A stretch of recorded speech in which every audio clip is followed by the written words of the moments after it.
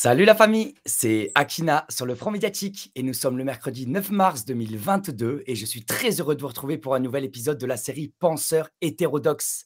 Et pour ce 60e épisode, nous avons la chance d'accueillir une troisième fois Marion Sigaud. Bonjour Marion, Bonjour, bonjour tout le monde. Bonjour Akina.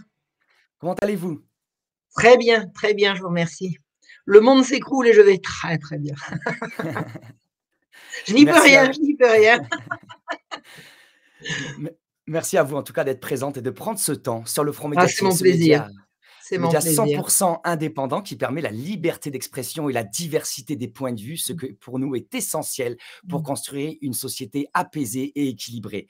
Donc ce soir, cet après-midi, nous allons parler d'un sujet qui est trop peu connu, en tout cas uniquement à travers des lieux communs, avec un regard très peu critique et une version, encore une fois, écrasante et dominante sur le sujet. C'est les Lumières, et donc le siècle des Absolument. Lumières qui nous a emmenés progressivement et qui a nourri, facilité le mouvement du libéralisme économique. Voilà le sujet qu'on va aborder cet après-midi ensemble. Très rapidement, je me permets de rappeler, de vous présenter, même si c'est la troisième fois qu'on vous accueille, pour ceux qui n'ont pas écouté les Bien sûr, épisodes oui. précédents et que j'encourage à découvrir. Donc, Marion Sigaud, vous êtes écrivaine, historienne et Écrivain, conférencière. écrivain, écrivain, Écrivain, écrivain. pardon, Je féminise excusez-moi. pas à tout cran. Donc voilà, écrivain, historienne et conférencière française.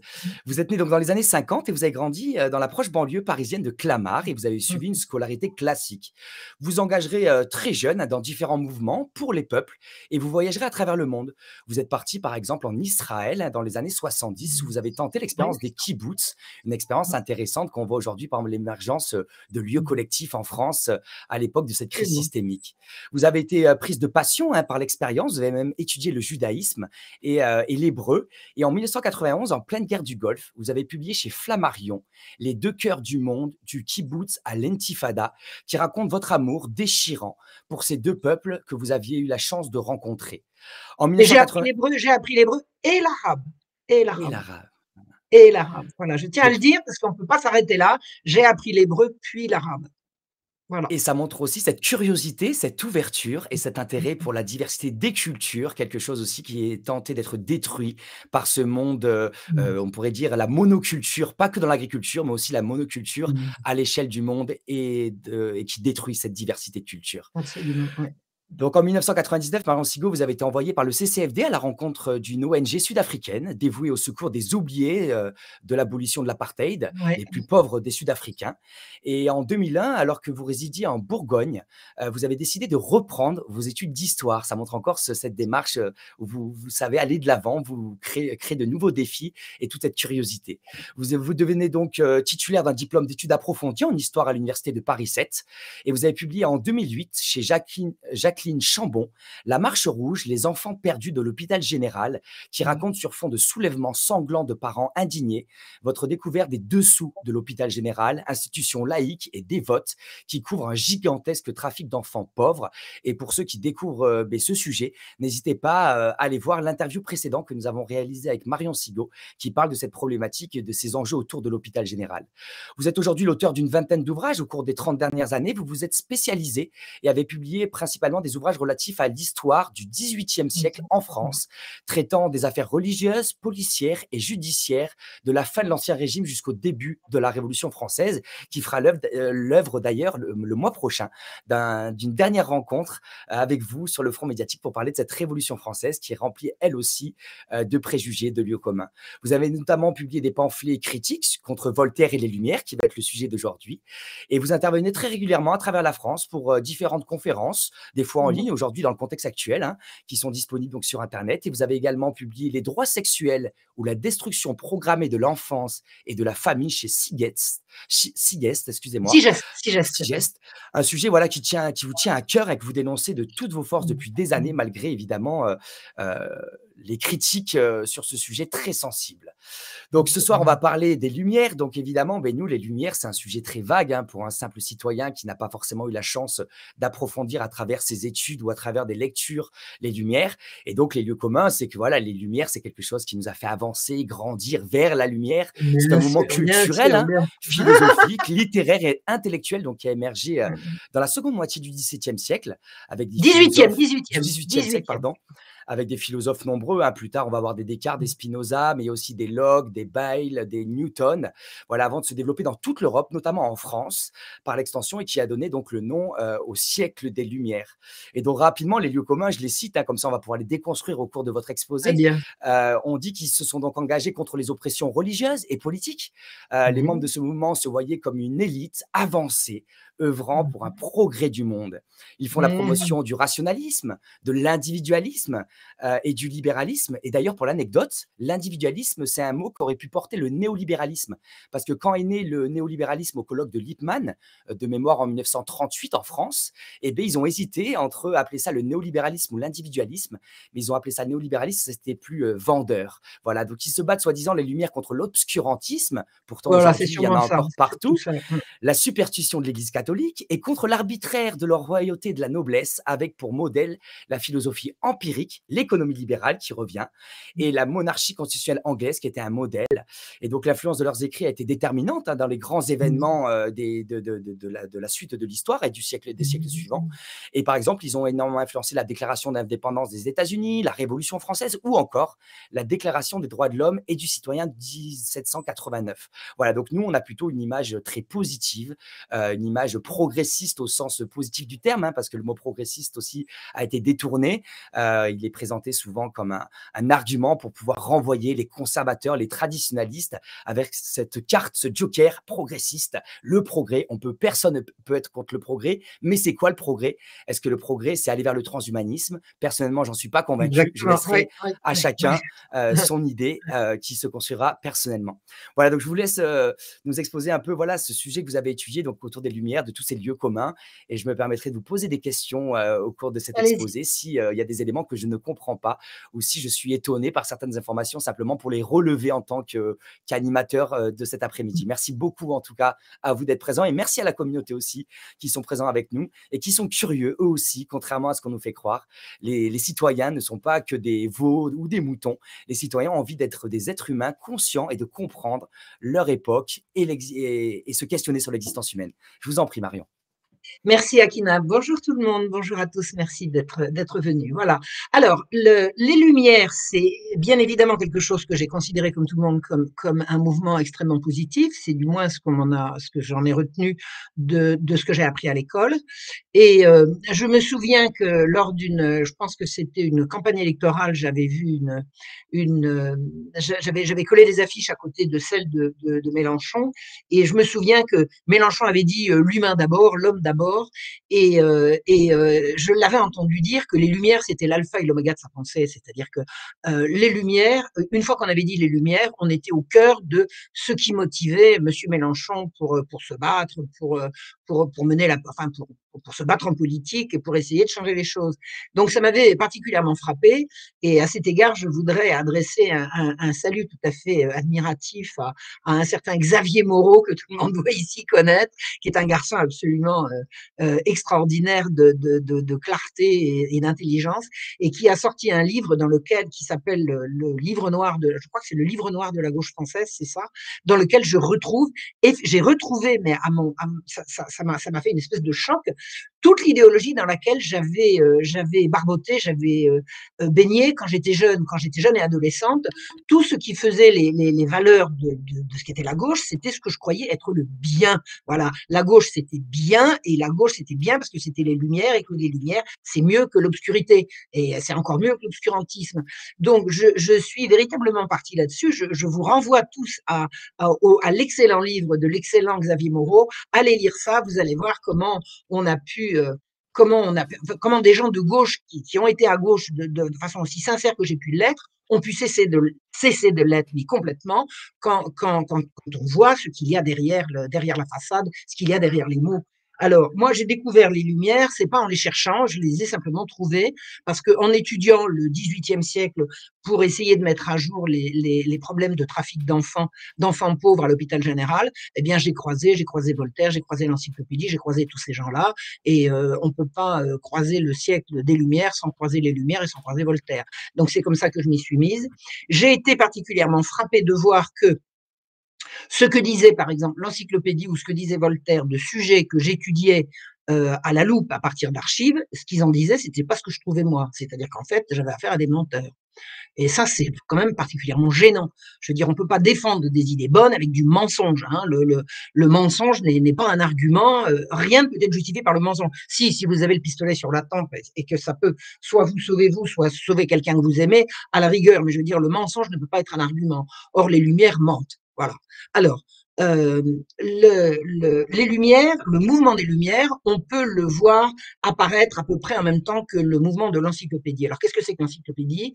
L'encyclopédie, c'est un projet, un outil, de faire un énorme dictionnaire sur l'ensemble des connaissances à un instant T. L'instant T, c'est l'instant du siècle, enfin, c'est pas un instant T, mais disons aux années concernées. On dit, la Pompadour, qui était la maîtresse du roi, est allée voir le roi en lui disant, Majesté, imaginez-vous que tous les objets dont nous nous servons, nous ne savons pas d'où ils viennent. Si on pouvait avoir un dictionnaire qui nous explique le pourquoi, le comment, la fabrication, etc. Elle a présenté ça, et c'était également le but de l'encyclopédie, comme un travail qui allait faire l'état des connaissances d'une façon générale sur tous les sujets possibles. L'encyclopédie, ça veut dire c'est le cercle, c'est-à-dire c'est ce qui englobe l'ensemble des connaissances. Le mouvement a été alors ce sont des francs-maçons, hein, qui ont sorti ça. Ils sont allés voir un monsieur qui savait écrire et qui avait de l'entre-gens et qui était intelligent et qui était au demeurant assez sympa, qui s'appelait Denis Diderot, et on lui a confié la, la, l'édition de l'encyclopédie. C'est-à-dire que Diderot lui-même a écrit et publié des articles, mais surtout il faisait l'édition des articles des autres. Il cherchait des articles, il cherchait des auteurs, et mais au bout du compte, c'est lui qui publiait, hein, c'est lui qui avait l'imprimature. Voilà. Donc, au début, une petite anecdote quand même qui est intéressante. Les jésuites, parce que je parle beaucoup des jésuites en ce moment puisque c'est le sujet de mon étude présente. Les D'ailleurs, jésuites, oui, d'ailleurs, une vidéo est disponible, elle est oui, sortie oui. très récemment sur votre chaîne YouTube, hein, sur les jésuites. J'encourage toute la communauté à aller la voir, pour ceux qui l'ont pas vue. Excusez-moi, je vous en prie. Ouais. Qu'est-ce que j'étais en train de dire? Oui, alors les jésuites, quand ils ont vu les premiers articles et l'argumentaire de Diderot, ont dit mais c'est magnifique, faut absolument promouvoir ça. Les jésuites étaient tout à fait. Alors les jésuites, ce sont les grands éducateurs, les grands instructeurs du siècle. Ils ont des écoles partout, donc tout ce qui va permettre d'augmenter les connaissances, ça les concernait. Ils ont applaudi à deux mains, à tout rompre au projet. Puis quand ils ont vu tout ce qu'il y avait dans les articles qui n'étaient pas purement techniques, ils ont compris. L'encyclopédie, une arme contre l'Église, une arme contre la royauté, une arme contre la France de la tradition. Je vais vous expliquer tout ça. Les jésuites sont entrés en guerre et c'est eux qui l'ont perdu, hein, puisque dans la foulée, ils ont été interdits.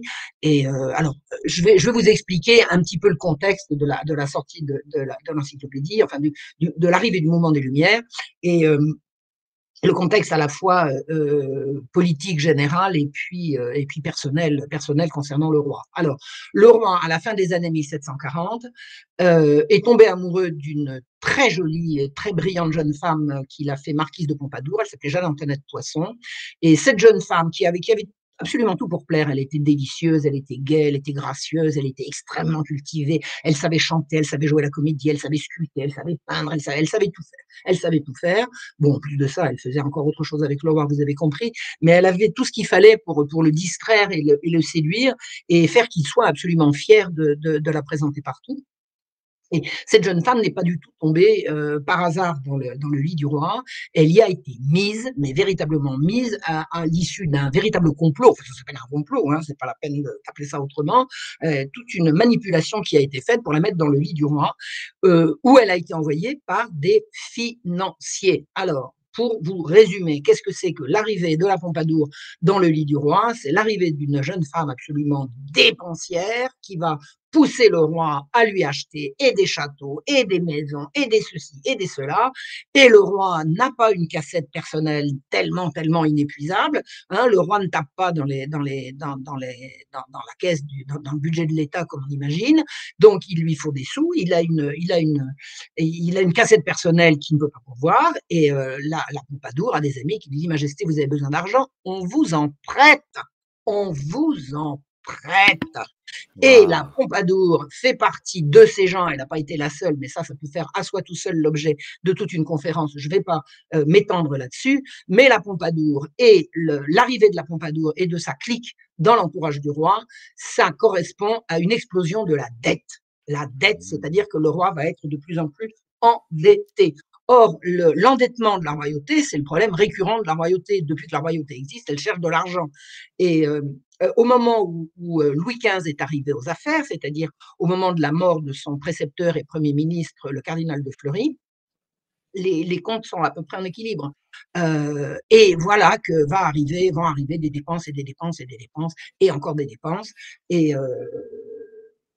comment va-t-on faire quand, non, de nouveau, le déficit se creuse, qu'est-ce qu'on va faire? Et c'est là que les gens des Lumières vont avoir une influence absolument délétère. Alors c'est les mêmes, hein, c'est pas exactement les mêmes, je veux dire, c'est pas Diderot qui prête de l'argent au roi, mais c'est les mêmes cliques, enfin c'est le même milieu. On va convaincre le roi que il peut pas encore augmenter les impôts, parce que ça, les impôts, ça marche à tous les coups, hein. Dès que vous avez besoin d'argent, vous allez faire suer le burneau, comme on dit familièrement, c'est-à-dire que vous allez augmenter la charge sur les plus nombreux, c'est-à-dire les plus. Et au bout d'un moment, comme on dit, trop d'impôts tue l'impôt, on explique au roi, non, non, Majesté, c'est pas augmenter encore l'impôt qu'il faut, c'est augmenter la richesse des gens. C'est-à-dire que vous ne vous rendez pas compte, Majesté, et c'est là que toute la clique va lui expliquer, euh, vous avez un tas de réglementations qui empêchent les gens de s'enrichir. Si les gens étaient plus riches, votre impôt vous rapporterait plus. Hein, si on peut augmenter globalement la richesse du pays, le pays enrichi, le roi enrichi, hein, quand le pays s'enrichit. Et c'est là qu'ils vont essayer, enfin ils vont quasiment réussir à convaincre le roi qu'il y a des choses qui sont obsolètes, qui sont dépassées, qu'il faut absolument revoir. C'est la police des grains, pour commencer, et les corporations. Alors, on prépare, on prépare. Et ça, on va Peut-être trouver ça dans l'encyclopédie. peut-être Pardon? Marion peut-être préciser la police des grains pour ceux qui ne J'y connaissent arrive, pas? bien sûr, bien Voilà. sûr, bien sûr, bien sûr, bien sûr. Alors, il y a deux choses. Vous savez, quand on dit le capitalisme, c'est laisser faire, laisser passer. Eh ben, je vais expliquer ce que c'est que laisser passer d'abord et ensuite laisser faire. Laisser passer, ça consiste à dire quoi? Le principe de la royauté, le principe du roi, le roi est considéré comme le père de la nation. Hein. Quand on attaque le roi, on appelle ça un parricide. Hein. Quand Damien a attaqué le roi, même s'il ne le tue pas d'ailleurs, parce qu'il ne l'a pas tué, mais on appelle ça un parricide, comme on ferait pour un père. Or, le roi est considéré comme le père de la nation, mais le père nourricier. C'est-à-dire que le rôle du roi, mais c'est depuis toujours, c'est dans les gènes de la monarchie. Le rôle du roi est de protéger la population contre les appétits des marchands. Ça veut dire quoi? Des marchands, on en a besoin. Si vous avez une région qui produit beaucoup de blé et que vous avez à côté une région qui n'en a pas assez, ça n'est pas la région qui n'a pas assez qui va envoyer des émissaires pour aller chercher là où il y en a. Vous avez des gens dans ce métier qui s'appellent les marchands. Les marchands vont aller chercher du blé là où il y en a trop et ils vont aller le vendre là où on en manque. Hein, c'est le principe. Sauf que dans la royauté, pour interdire aux marchands de spéculer, c'est-à-dire de prendre le blé, de le stocker, de le cacher en attendant que son prix monte pour pouvoir le revendre plus cher. Donc ça, c'est un crime contre le peuple, c'est un crime contre le roi également. Pour empêcher ça, le roi a ce qu'on appelle une police des grains. La police des grains. D'ailleurs, la police, à l'époque, c'est essentiellement ça, son travail. Le travail de la police consiste à aller les jours de marché. Alors, qu'est-ce que c'est le marché? Le marché, c'est encore ce qu'on a aujourd'hui dans les villages et dans les villes. Hein. Il y a un jour ou 2 jours par semaine où la population se déplace au cœur de la ville ou du village et va acheter aux producteurs ce que les producteurs ont apporté sur le marché. La police des grains s'efforce de faire, c'est pas qu'elle s'efforce, elle applique le règlement qui veut que les premiers servis sur un marché sont les habitants. La ménagère va au marché, elle achète le grain ou le pain ou le blé, enfin, hein, la différence, hein, soit le grain brut, soit le blé déjà moulu, soit le pain déjà cuit. Mais enfin, il y a beaucoup de gens qui font le pain chez eux également. Donc, la ménagère ou les habitants vont sur le marché et ils se servent. Ensuite, et la police est là pour surveiller ça. Ensuite arrivent les restaurateurs, les boulangers et les bourgeois et les hôteliers. Ils passent après la population. Et ensuite, et alors le marché ouvre au son de la cloche. On n'a pas le droit d'acheter avant que la cloche ait sonné. Ensuite, quand le marché est terminé, les marchands passent et achètent ce qui reste. Les marchands sont des gens qui ont montré patte blanche à la police. On ne peut pas acheter de grains si on ne peut pas montrer à la police qui on est, d'où on vient, combien il y a de personnes dans l'entreprise, vous travaillez avec qui, avec votre femme, avec votre fils, vous avez un commis, deux commis, leur nom, etc. La police surveille tout ça. Et une fois que le marchand a montré patte blanche, il peut acheter le blé qui reste quand la population s'est servie et ensuite aller le porter là où il y en a besoin, c'est-à-dire que là où il sait, parce que lui, il a ses propres informations, il peut aller le porter, le blé, là où il manque. Donc, il est rigoureusement interdit à un meunier ou à un paysan de vendre aux marchands directement. Aïe, aïe, aïe, aïe, aïe, imaginez, le marchand, si la police croise un marchand sur les routes, montrez-nous où avez-vous acheté ce blé. Où avez-vous acheté ce blé? Si vous l'avez acheté au marché, il y a un certificat. Si vous l'avez acheté chez le paysan, on vous confisque tout. Et le paysan, malheur à lui, le paysan n'a pas le droit de vendre ailleurs qu'au marché. Et tout ça, c'est une protection de la population, hein. Ni plus ni moins. Ça n'est que ça. Ça n'est que ça. On protège la population contre le risque que le blé soit confisqué par des gens qui s'en servent pour s'enrichir et pas pour nourrir la famille. Voilà. Et ça fait penser, ça permet aussi de réduire, toutes les démarches de spéculation, qu'aujourd'hui Mais sont généralisées. ça interdit la spéculation. Ça interdit la spéculation, ça empêche la spéculation. Que vont faire les gens des Lumières? Ils vont expliquer qu'est-ce que c'est que cette police? Elle a jamais fait pousser un grain de blé. La police, ça sert à rien. Fixer le prix du blé. Alors, la fixation du prix du blé, c'est ce qu'on appelle la taxation. Alors, on croit que taxer, ça veut dire mettre un impôt, pas du tout. Taxer, c'est fixer un taux. Taux, taxe, hein, taux, taxe. Taxer, c'est fixer un taux. La taxation, c'est si parce que alors le marchand une fois qu'il a assemblé, il va aller le vendre ailleurs. La taxation consiste, si par les malheurs du temps, si pour diverses raisons, le blé devient trop cher à l'achat là où il a manqué, la taxation consiste à autoriser les autorités à fixer un prix du blé. On taxe le blé, ça veut dire qu'on l'empêche de flamber, on l'empêche de monter trop haut. Donc, que disent les gens de l'encyclopédie? Alors, ils sont inspirés par différents penseurs. On va pas s'étaler sur eux aujourd'hui, mais enfin, différents penseurs qui vont vraiment s'exprimer. Il y a Quesnay, il y a Turgot, etc., qui vont s'exprimer dans l'encyclopédie et qui disent la taxation, c'est le vol. Le marchand, une fois qu'il est en possession de son blé, il a bien le droit de le vendre le prix qu'il veut. Il n'y a aucune raison d'empêcher les marchands de prendre directement chez le producteur. Regardez, s'il prend directement chez le producteur, il évite des transports, il évite des frais inutiles. C'est complètement ridicule. La police ne sert à rien. L'argument, c'est la police n'a jamais fait pousser un grain de blé. Alors, on serait tenté de dire qu'un encyclopédiste non plus n'a jamais fait pousser un grain de blé. Enfin, toujours est-il que la façon de présenter les choses à travers l'encyclopédie et à travers les salons, hein, c'est un siècle tout en mondanité. On se reçoit chez les uns, chez les autres, et puis on écoute la présentation de celui-ci et puis de celui-là, et puis on s'écrit les uns les autres. Enfin, tout ça, c'est très très mondain. Et dans ce milieu mondain, on en arrive petit à petit à se dire que vraiment la police des grains, tout ça, c'est ridicule. Majesté, majesté, remettez ça en cause, c'est pas possible, il faut supprimer. De toute façon, majesté, si vous voulez gagner de l'argent, il faut laisser la paysannerie s'enrichir. Alors la paysannerie, là, il y a une arnaque, parce que c'est bien évidemment pas le paysan producteur dont on défend ici les intérêts, mais le capitaliste qui a investi dans la terre et qui se fait passer pour paysan. Hein. On a vendu au roi l'idée que la paysannerie va s'enrichir si le prix du blé augmente. C'est faux. C'est pas la paysannerie, c'est les gros propriétaires, parce que la paysannerie de base, elle est acheteuse de blé beaucoup plus que vendeuse. Hein. Tout le monde ne produit pas du blé. Les paysans produisent énormément de choses et ils n'ont pas tous du blé. Donc les paysans achètent leur blé. Et on a fait accroire au roi, et on l'a fait accroire dans le public, que si le prix du blé augmente, la paysannerie, la terre, les gens de la terre vont s'enrichir. Ben voyons, ceux qui vont s'enrichir, ce sont ceux qui ont acheté de la terre, non pas pour en vivre, mais pour s'enrichir avec. hein, ce qui est une donnée en cours, mais qui n'est pas dans la tradition française. Donc la terre va devenir un moyen de s'enrichir et de faire du profit, alors que jusqu'à présent, la terre, c'était le moyen de faire vivre les paysans d'un côté et puis les villes que les paysans font vivre. Donc la terre va devenir source de profit et non plus source de bien commun. Donc, le roi a écouté tout ça, et il a douté, il a entendu, il n'a pas entendu. Enfin bon, toujours est-il que les frais augmentant et la dette augmentant, un jour, alors il y a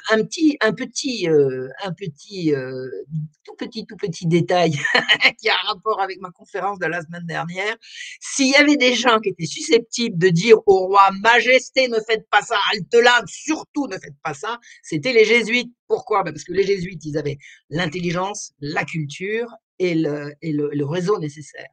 Or, les jésuites ont été chassés. Alors, ça ne sera pas le sujet d'aujourd'hui, mais allez voir la conférence que j'ai donnée à Antibes, elle est sur ma chaîne Odyssée et sur ma chaîne YouTube, où j'explique que chasser les jésuites, ça a été la grande affaire de tous ces gens-là, et ils ont réussi en 1700, alors 61, 62, 63, de 61 à 65, ça a été la débandade pour les jésuites, et l'expérience libérale, là où le roi a accepté de supprimer la police des grains, c'est totalement concomitant. C'est 6 mois après.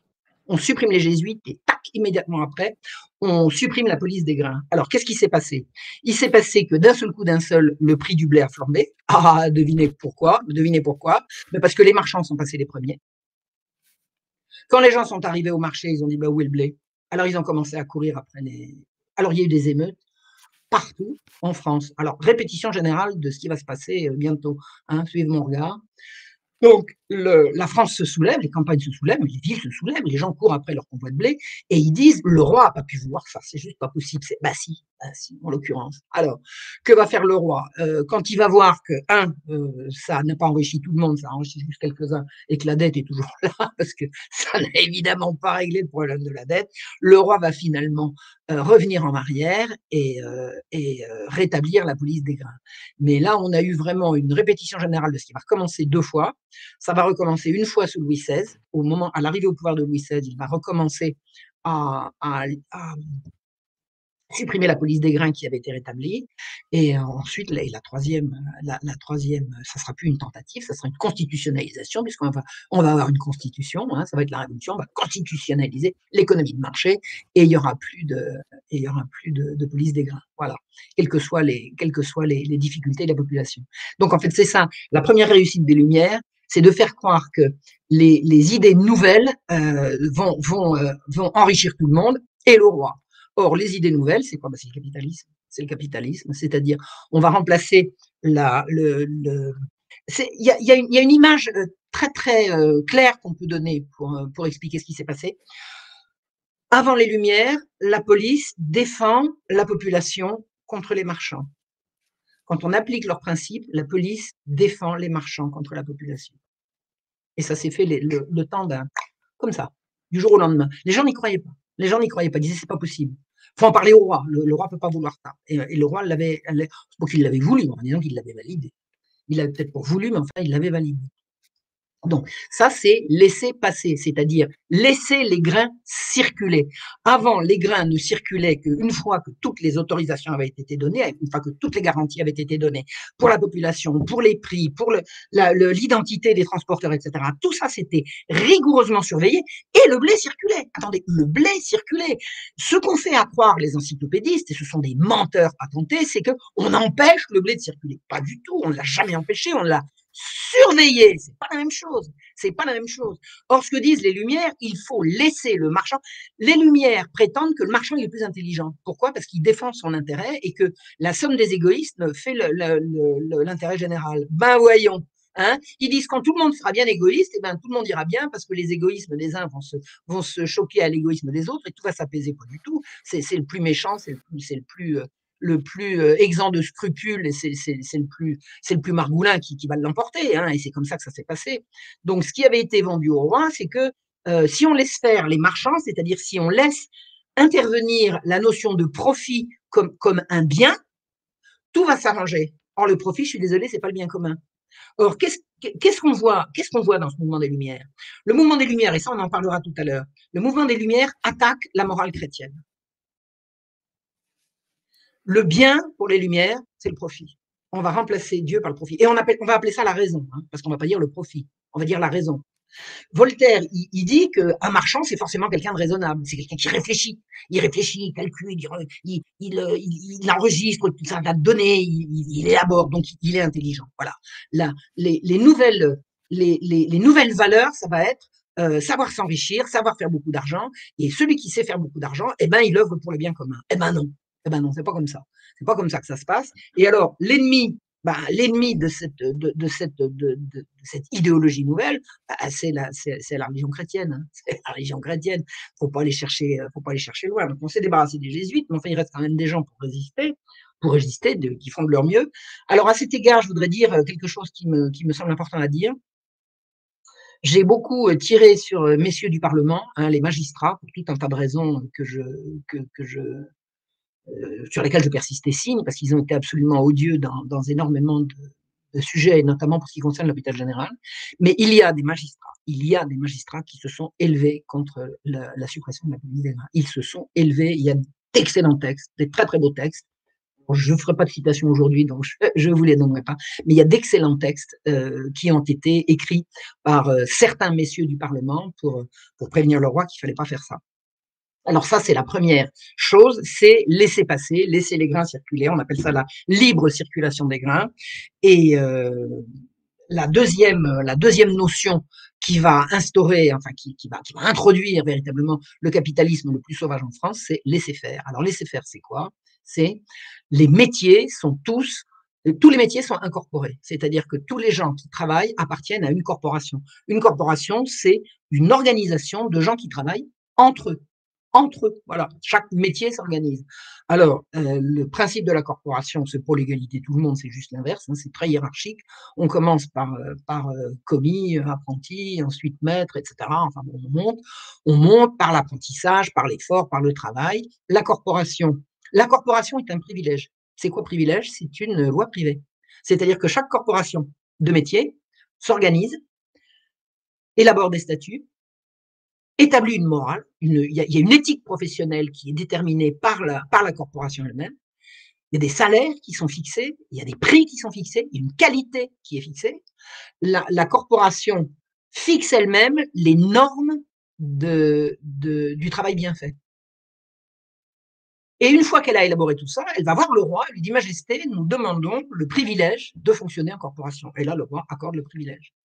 Donc, la Et corporation, d'ailleurs, oui, entre parenthèses, Marion, si je peux me permettre, personnellement, j'ai une formation dans le monde de la construction et on le voit oui, très bien quand aujourd'hui on voit des bâtiments qu'on construit qui ont une espérance de vie de 100 ans, le savoir-faire de nos ancêtres par rapport au monde de la construction qui est mon domaine de formation, on voit bien le fossé et la dégringolade en termes de qualité aujourd'hui. Et puis c'est plus des bien sûr. maisons en carton ou des maisons de poupées que des œuvres d'art solides dans le temps, avec en plus à l'époque c'était des matériaux locaux et tout. Mais c'était juste une petite parenthèse pour montrer comment la durée de vie du monde de la construction a dégringolé malheureusement avec cette Bien. évolution. Et c'est vrai dans tous les métiers. C'est vrai dans tous les métiers. C'est vrai dans l'orfèvrerie, c'est vrai dans l'ébénisterie, c'est vrai dans n'importe quoi, c'est vrai dans tout ce que vous voulez. D'ailleurs, l'initiative de la corporation vient du métier lui-même. Hein. Si vous avez un nouveau métier qui arrive, moi j'imagine, hein, je l'ai dit à différentes reprises, mais j'aimerais bien, imaginons que tous les informaticiens, tous les jeunes là qui sont fous d'Internet, imaginons ils se regroupent et puis ils disent voilà, on va créer une éthique d'Internet, on va créer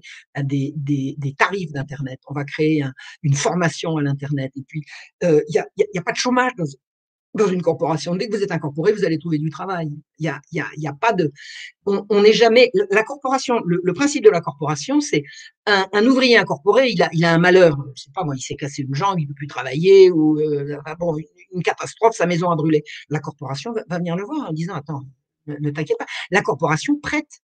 Elle prête à l'ouvrier incorporé. À taux combien? À taux zéro! Elle prête à taux zéro, pourquoi voulez-vous? Elle va pas en plus se faire de l'argent, puisque la corporation, elle prend de l'argent à l'ouvrier incorporé qui donne une partie de son salaire à la corporation, mais la corporation, elle assure, alors, tenez-vous bien, elle assure la santé, les accidents de la vie, le veuvage, la retraite et les coups durs, enfin ce que j'appelais les accidents de la vie. Et alors, elle prête à taux zéro. Mais si l'ouvrier incorporé ne peut pas rembourser, bah évidemment, c'est pas en appuyant sur un bouton, hein, on enquête, on lui remet sa dette. On lui remet sa dette. Essayez de allez chercher ça chez votre banquier, tiens. Allez chercher ça chez votre banquier. Bon, donc la corporation. Alors, toute l'équivalent de la sécurité sociale, c'est la corporation qui le fournit. Alors, que disent les gens des Lumières? Ah, ça sert à rien la corporation. On veut être libre de travailler. Alors, c'est quoi libre de travailler? Un ouvrier incorporé, il va travailler, il aura toujours du travail. Il aura toujours du travail, il va toujours en trouver. Alors, le travail est dur, hein, le travail est dur. Mais enfin, bon, la corporation, elle donne aussi sa fierté et son statut social à l'ouvrier. Et puis quand on est au bas de l'échelle, les patrons ils sont pas forcément tendres, ils sont durs, mais enfin la corporation, elle s'occupe elle s'occupe de ses ouailles. Mais si vous connaissez le métier et que vous n'êtes pas incorporé, vous n'avez pas le droit. Vous n'avez pas le droit. Imaginons, vous avez appris le métier comme ça, enfin bon, peu importe, vous le connaissez, vous arrivez et vous dites à un type, attends, t'es pas obligé de passer par la corporation, tu passes par moi, moi je te fais le boulot, ça te reviendra moins cher. Aïe, aïe, aïe, aïe, aïe, aïe, ne jamais faire ça, on va vous saisir votre travail. Alors je sais pas si on vous enverra en prison, enfin ça vaudra pas mieux. On ne peut pas travailler en dehors de la corporation, c'est ce qu'on appelle le privilège de la corporation. C'est-à-dire que la corporation, elle a obtenu du roi le privilège de diriger le métier. Mais c'est comme ça que toutes les merveilles qu'on connaît en France ont été construites. Il faut quand même le dire, c'est comme ça que ça fonctionnait. Que disent les Lumières? Mais c'est un esclavage, c'est une honte.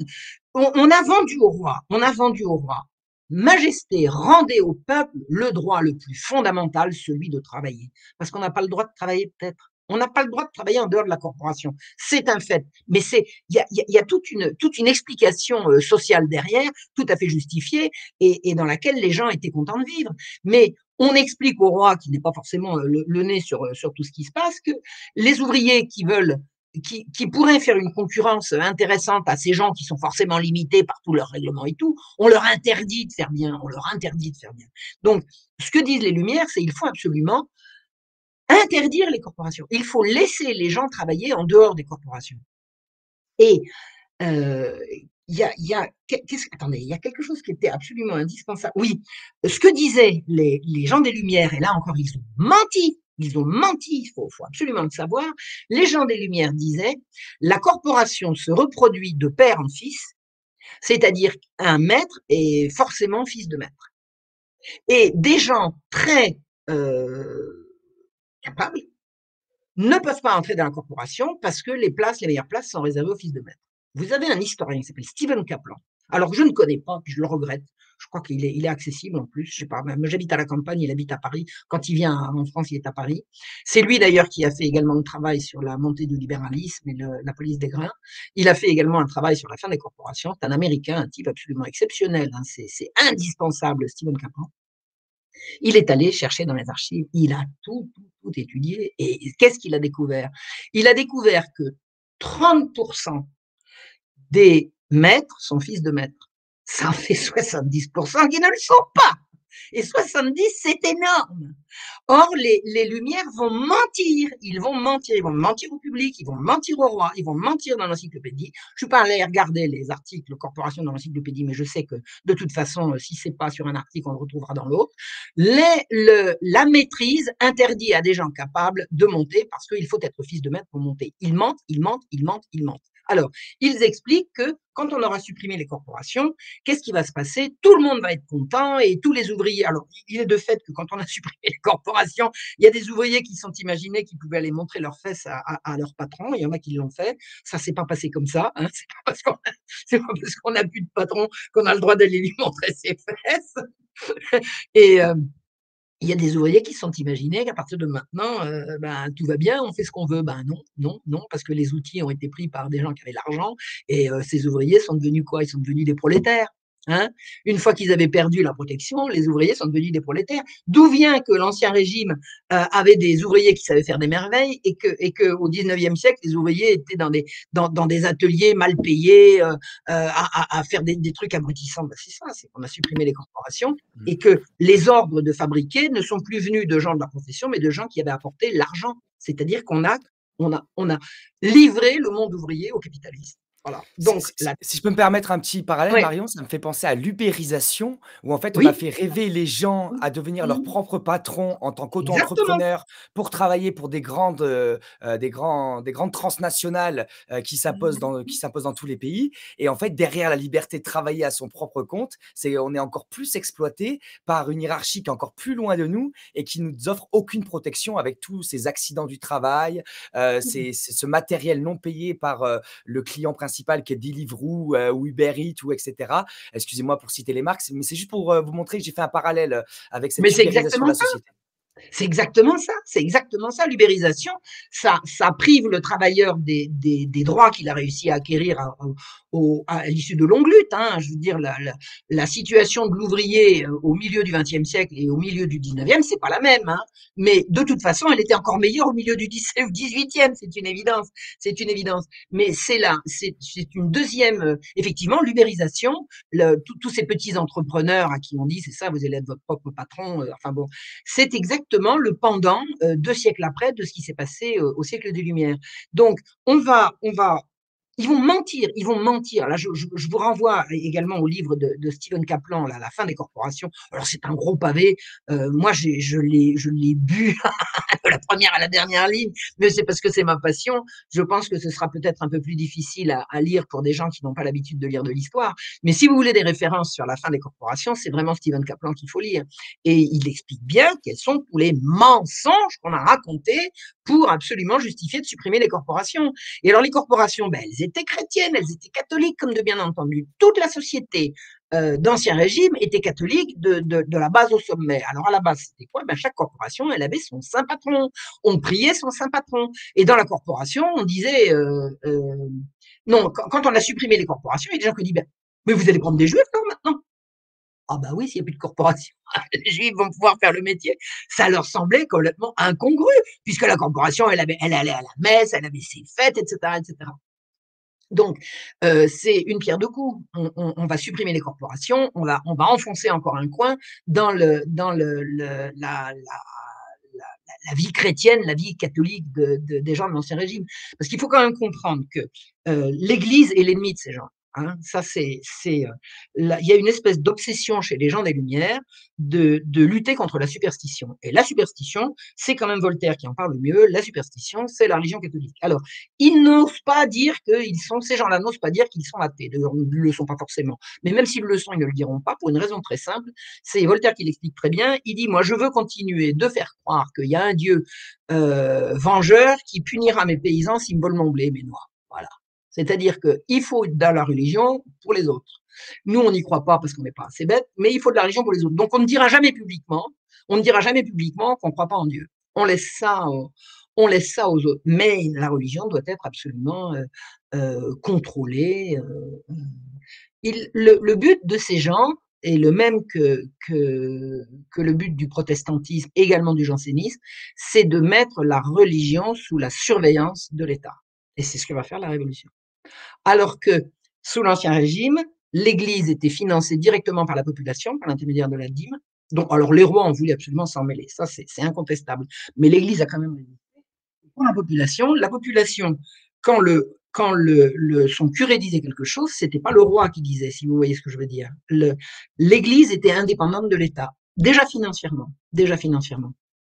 Donc, qui disait le bien ou le mal, c'est pas le patron ou c'est pas le seigneur ou c'est pas le roi qui disait le bien et le mal, c'est l'Église qui était indépendante du pouvoir politique. Alors, interdépendante, très certainement, mais l'Église fonctionnait avec son propre budget qui n'était pas le budget de l'État. C'est important à savoir. C'est important à savoir. Et il est bien évident que la Révolution va bouleverser tout ça. Donc, les attaques contre la religion catholique sont légion, mais on ne les fait pas directement, on ne les fait pas ouvertement.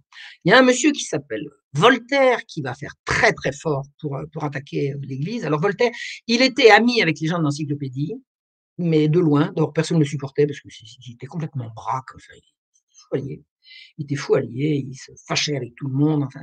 Mais il avait l'admiration des gens des Lumières parce qu'il avait une plume exceptionnelle et puis parce qu'il avait le bras très, très long et que si vous n'étiez pas ami avec lui, vous pouvez vous en cuire. Donc, il était en relation épistolaire en permanence avec les gens de l'encyclopédie et il a rempli vraiment sa quote-part de l'évolution de la société. Alors, en applaudissant à tout rompre, à laisser faire, laisser passer, parce que ça lui plaisait beaucoup, mais surtout en, en culpabilisant les catholiques et en réhabilitant les protestants. Alors, qu'est-ce que c'est que cette affaire? L'affaire, c'est l'affaire Calas. Alors, ce qu'il faut savoir, c'est que les protestants, au XVIIIe siècle, ils sont tolérés en France, à la condition qu'ils ne fassent pas de vagues. Hein. Ils n'ont plus les places fortes et les domaines réservés que leur avait alloué la, l'édit de Nantes, hein, l'édit de pacification qu'avait voulu Henri IV. Donc, le roi Louis XIV avait révoqué l'édit de Nantes en disant que voilà, il n'y avait plus de protestants en France, donc c'était plus la peine d'avoir une politique de tolérance. Et beaucoup de protestants avaient quitté la France. Il y en avait beaucoup qui s'étaient partis s'installer dans les Pays-Bas. Il y en a beaucoup qui sont partis s'installer à Genève. Et ceux qui restaient, bon, ben, ils faisaient profil bas.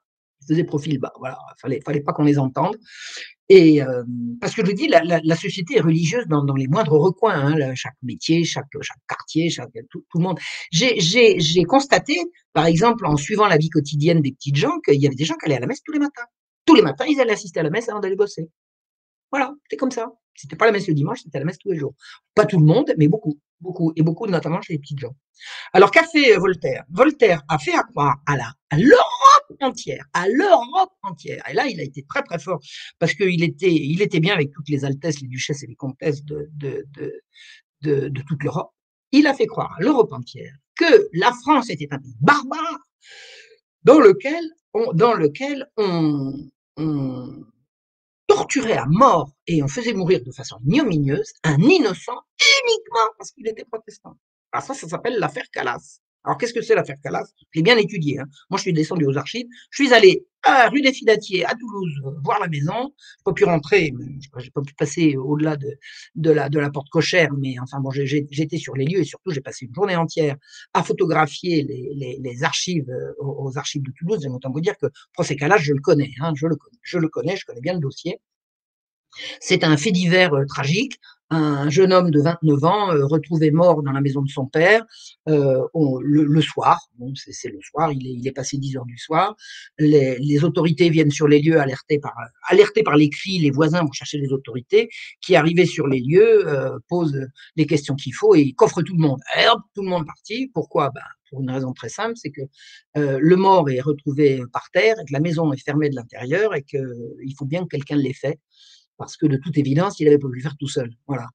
Et ça s'appelle l'affaire Calas. Le jeune homme s'appelait Marc-Antoine et son papa s'appelait Jean Calas. Les protestants qui avaient peur qu'il y ait des alors c'était une famille de protestants, des protestants discrets. Ils avaient une servante catholique, mais ça c'était la loi qui les obligeait à le faire. C'était des protestants discrets qui avaient des bons rapports de voisinage avec les gens du quartier, avec leurs clients. Enfin, il n'y avait pas de problème entre les Calas et les autres, sauf que c'était des protestants, on le savait. Et au moment où on a retrouvé le cadavre de Marc-Antoine, eh ben, les protestants se sont organisés. Ils ont dit, attendez, ça va nous retomber dessus. Il faut absolument essayer de parer les coups. Quoi. Ils ont eu peur. Ils ont raconté des cracks à la police, mais alors des cracks gros comme eux. Ils ont juré sur l'évangile un certain nombre de choses. Ils ont juré le contraire 2 jours après avoir reçu la visite de leur avocat, protestant comme les autres. Enfin bon, il y a une série de maladresses qui ont été faites dans cette histoire. Et Jean Calas a été reconnu coupable du meurtre de son fils à l'issue d'un procès qui a duré 6 mois.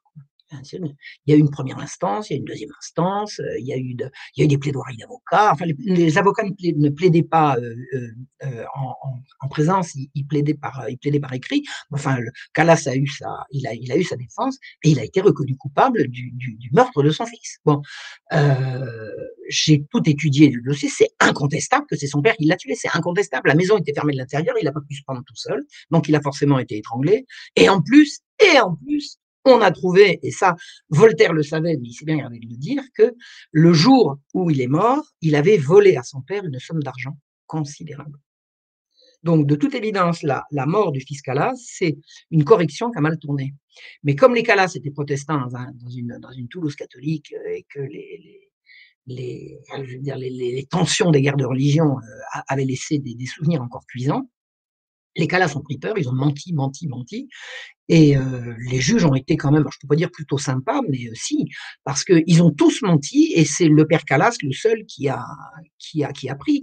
On ne ment pas impunément à la justice. Enfin, aujourd'hui, c'est de bon ton, mais à l'époque, c'est extrêmement grave. Hein. Mentir sous serment, c'est extrêmement grave. Donc, c'est le père Calas qui a pris. C'est vraisemblablement lui qui a tué son fils. Et quand Voltaire a été au courant de ça, il a dit: «Oh, ça y est, on a trouvé, on a trouvé.» Marion, excusez-moi, je suis vraiment désolé. On a eu exceptionnellement, c'est très très rare, ça nous arrive 2 fois par an. On a eu un petit problème technique. Oui. On vous a perdu pendant 3 minutes, mais vous inquiétez pas. Alors, oui, ce que je disais, alors les avocats, Calas a eu des avocats, les avocats plaidaient par écrit. Voilà, ils plaidaient, ils plaidaient pas en présence, ils plaidaient par écrit.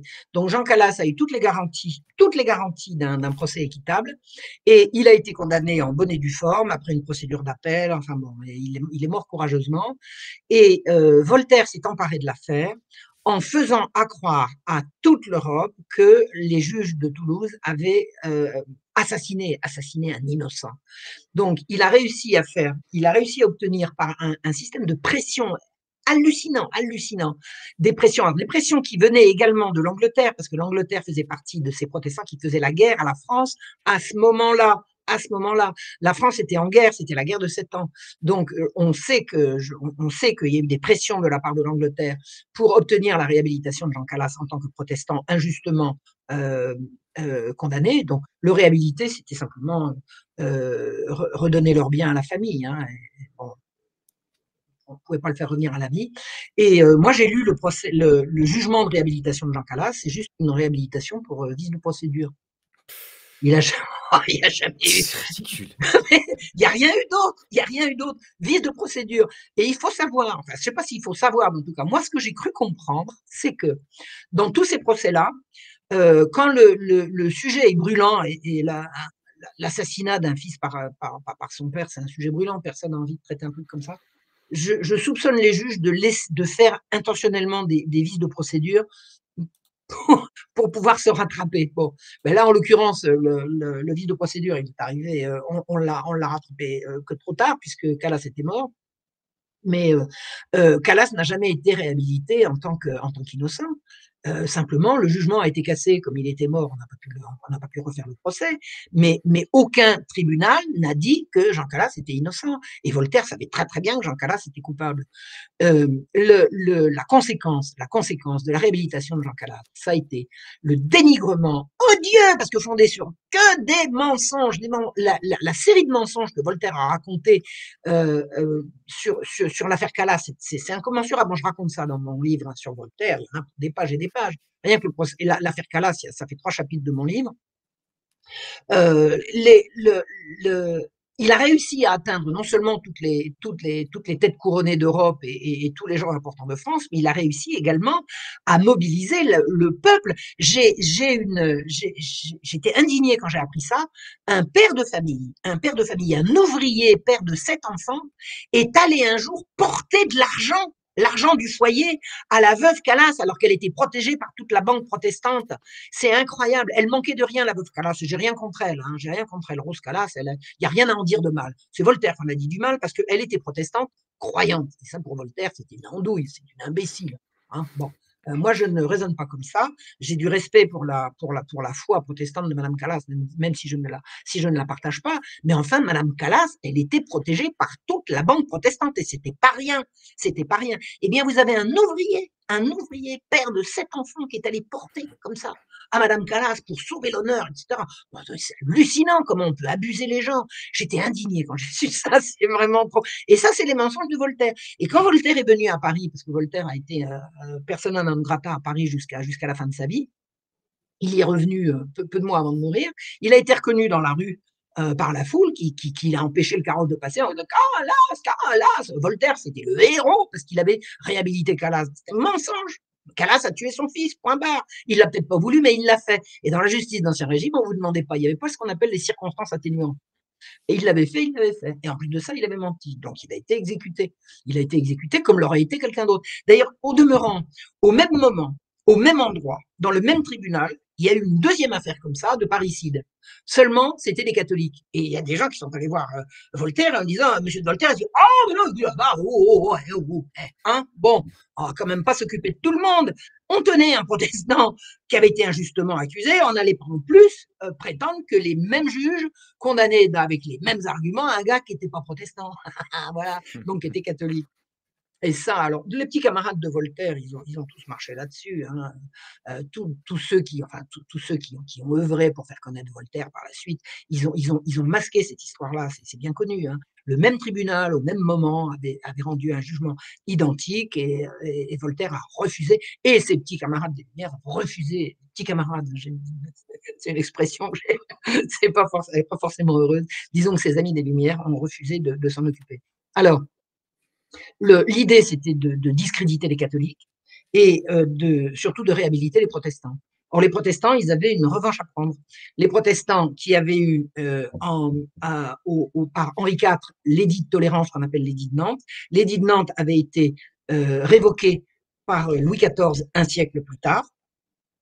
Et les protestants avaient donc quitté la France. Il y en avait une grande partie qui était à Genève, et de Genève, ils rêvaient de revenir, ils voulaient revenir, et c'était eux les amis de Voltaire. Voltaire s'est installé d'une part à Genève, et ensuite au bord de Genève, à quelques kilomètres de la frontière, et on le voit dans sa correspondance, il était entouré de protestants, d'anciens Français, enfin de protestants qui voulaient absolument revenir en France.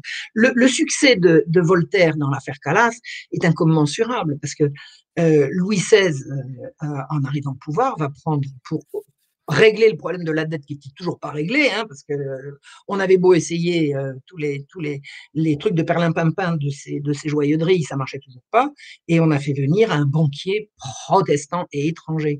Alors la France intolérante, grâce à Voltaire, a fait venir un banquier genevois, Jacques Necker, pour résoudre le problème de la dette. Et alors, je ne peux pas vous dire de combien il l'a multiplié, mais ça se chiffre en ça.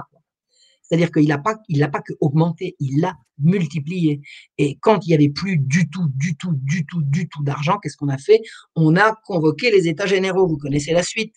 C'est-à-dire que le but des Lumières, c'était de se débarrasser du vieux monde, le vieux monde où le roi est le père du peuple, quel imbécile, il n'y a qu'à laisser faire les marchands, où le roi donne des privilèges aux métiers, quelle andouille, il n'y a qu'à laisser faire les patrons, enfin les entrepreneurs, et où le roi défend la religion de tout le monde, c'est-à-dire la religion catholique, et tout le monde, c'est l'écrasante majorité de la population. Et faire venir un banquier protestant et étranger pour diriger les finances, s'il n'y avait pas eu Voltaire, ça ne serait pas fait. C'est évident. Alors c'était pour le bien de qui? Ah ben ça, pour le bien de Necker, je veux bien le croire. Pour le bien de la France, c'est autre chose. Voilà. Donc, dire du mal de la religion, dire du mal des catholiques, culpabiliser les gens et abuser le peuple. Ces gens-là n'ont pas cessé d'abuser le peuple. Ils n'ont pas cessé d'abuser le peuple. J'en veux cet exemple de ces deux exemples que je vous ai donnés, là, du triomphe qui a été fait à Voltaire par des gens qui criaient Calas, Calas, et cet ouvrier parisien qui est venu porter une partie des économies de la famille. Enfin, c'est dingue, il y a 7 enfants. Il avait quand même mieux à faire avec son. Non, vous imaginez. Alors, à l'honneur de ce monsieur, hein, que je salue, j'ai pas retenu son nom, mais bravo à lui, quoi. Malheureusement, sur la foi de mensonge, c'est horrible. C'est vraiment horrible. Donc voilà, les Lumières telles que je les ai. Alors, il y a autre chose, moi, que j'ai appris des Lumières, c'est que j'ai entendu Robert Badinter un jour dire avec des grelots dans la voix qu'il y avait un document indépassable de l'époque des Lumières, c'est le traité des délits et des peines de Cesare Beccaria, qui disait qu'il fallait proportionner la peine aux délits et que ça, c'est les Lumières. On ne va plus faire mourir les gens dans des supplices abominables, on va plus les torturer pour savoir si mis, et on va faire une justice plus humaine. Alors moi, j'ai lu le traité des délits et des peines, Et alors, j'ai été tellement effarée de ce que je lisais que je me suis dit: «Mais c'est pas possible qu'on présente ça aux enfants des écoles». Alors pour faire court, d'un côté, il dit que alors c'est vrai qu'il dit qu'il faut proportionner les peines de délit, mais surtout il dit une chose et ça il le dit, mais en toutes lettres, hein. À quoi ça sert d'exécuter des gens? Ça sert d'exécuter des coupables, alors qu'on pourrait les faire travailler gratuitement. C'est pas beau ça? Et alors, c'est pas qu'il a inventé les travaux forcés, ça c'est encore un autre homme des Lumières qui les a inventés, c'est Chamousset. Mais lui, qu'est-ce qu'il disait de Cesare Beccaria? Il disait, le spectacle d'un homme réduit à l'esclavage perpétuel dans une cage en fer et sous les coups aura beaucoup plus de chances de détourner du crime ceux qui le verront que celui qui va mourir éventuellement par bravade. C'est-à-dire que ce qu'a proposé Beccaria, c'est pas de remplacer la peine de mort par plus humain, mais par plus inhumain. Et c'est marqué en toutes lettres. Et c'est à ça qu'a applaudi Voltaire, parce que Voltaire a été vraiment celui qui a promu les travaux de Beccaria. Beccaria, les Lumières, Beccaria. Qu'est-ce que les Lumières ont apporté en termes de justice? Cesare Beccaria, des délits et des peines. Eh bien, figurez-vous, j'ai été tellement estomaqué, parce que alors moi, je vais à la source. Moi, je suis historienne. On me dit Cesare Beccaria, il a écrit ça en 63. Je cherche sur Internet, je trouve le bouquin. Si je me trompe d'une ou deux années, vous n'en voudrez pas, parce que j'ai pas, je fais ça de, enfin bon, c'est de cette époque. Donc, je suis allée chercher l'original de Cesare Beccaria et j'ai vu, c'est marqué en toutes lettres, que il faut remplacer la peine de mort par l'esclavage perpétuel. À l'époque, on sait ce que c'est l'esclavage. Hein. On sait ce que c'est l'esclavage. Confond pas l'esclavage avec avec autre chose. On sait ce que c'est l'esclavage. Eh bien, je suis allée rechercher, je crois que j'avais ça dans ma bibliothèque, les classiques Garnier Flammarion, je crois que c'était Garnier Flammarion ou Garnier tout court, dans lequel il y a le traité des délits et des peines à l'usage des lycéens. Eh ben, c'est pas marqué. Vous savez ce qu'il y a marqué? Il faut remplacer la peine de mort par les travaux forcés. Encore Alors une qu'il a fois. dit esclavage perpétuel dans une cage de fer et sous les coups. Les Français, ils n'ont pas le droit de savoir. On n'a pas le droit de savoir. Qu'est-ce que c'est que ces éditeurs qui falsifient les... Qu'est-ce que c'est que ça? Mais c'est les Lumières, on peut. On peut. C'est incroyable. Moi, Cesare Beccaria, j'en revenais pas. J'en revenais pas. Et l'argument de Beccaria, c'est l'exemple et l'utilité. Parce que les Lumières, c'est l'utilité. Ça sert à rien. Ça sert à rien de tuer quelqu'un, mais alors le faire bosser pour la collectivité, ça c'est bien. Et on va retrouver ça chez Pierre-Anne Chamousset, qui est celui qui va. Alors, il est présenté, il faut aller regarder ça, quand même, Pierre-Anne Chamousset, il faut aller regarder ça dans le catalogue de la Bibliothèque nationale. Lui, tout le monde lui tresse des couronnes. Voltaire lui tresse des couronnes. Diderot dans l'encyclopédie lui tresse des couronnes. La Bibliothèque nationale de France encore lui tresse des couronnes. C'est un philanthrope. C'est un philanthrope, un type extraordinaire. Un type extraordinaire qui a découvert que à quoi ça sert? À quoi ça sert d'aller acheter des nègres, de les envoyer aux colonies, de les faire travailler, de les surveiller, et puis de mater les révoltes, parce que ces gens-là se révoltent. Hein. Bon. Alors qu'on a des enfants dans les hôpitaux. Il n'y a qu'à aller chercher les enfants des hôpitaux. C'est quoi les enfants des hôpitaux? C'est les pauvres, c'est pas les orphelins, c'est les pauvres. On va exporter les enfants pauvres. Alors, petit rappel, parce que non, petit rappel, vous ne le savez pas, donc je vais vous l'expliquer. Moi, ça fait plusieurs fois que je le dis, mais bon. Quand un pauvre rentrait à l'hôpital général, quand un enfant pauvre entrait à l'hôpital général, et il y entrait soit parce qu'il était orphelin, soit parce qu'il était pauvre, il pouvait encore avoir ses parents, il n'y avait plus aucune autorité autre que celle de l'administration de l'hôpital général sur lui. C'est-à-dire qu'on pouvait l'exporter. Et Chamousset le savait. Chamousset a demandé qu'on remplace les nègres par les enfants des hôpitaux. Bon, admettons. Alors, il fait tout un calcul que ça coûtera moins cher, etc., etc. Bon, vous avez compris. Mais attendez, qu'est-ce qu'on va faire avec les nègres? On va les libérer? C'est les Lumières. Non, on va les revendre. Revendre. Les Anglais, ils étaient certainement preneurs. Lumière. C'est dans les Lumières, ça. C'est dans les Lumières. Non, mais vous vous rendez compte? Vous vous rendez compte? Et qui a inventé les travaux forcés? C'est Chamousset. Il dit: «Les mendiants, qu'est-ce que les mendiants, vous les mettez à l'hôpital général, ils foutent rien de la journée. Exportez-les, faites-les travailler aux colonies, faites-les travailler aux colonies». Le bagne, c'est lui qui l'a inventé. Et ces gens avaient énormément d'influence parce que le projet de Chamousset, Choiseul, qui était ministre à l'époque, il l'a immédiatement fait. Alors, ce qu'il avait dit, Chamousset, il dit, si vous voulez régler le problème du tirage, le tirage de la milice, c'était le tirage de la milice, c'était il n'y avait pas de service militaire obligatoire, donc quand on avait besoin de soldats, on envoyait des gens dans les villages, dans les quartiers, puis on tirait au sort les gens qui allaient à la guerre. Et Chamousset disait, il faut envoyer les enfants à la campagne, les enfants pauvres à la campagne, où ils pourront tirer à la place du fils de famille. Si le fils de famille, si on promet au père de famille que si son fils tire à la milice, c'est l'enfant qu'il a pris chez lui qui ira, on poussera les paysans à prendre des enfants des hôpitaux. Donc, il n'envisageait pas que l'exportation dans les colonies, il envisageait l'exportation dans les campagnes.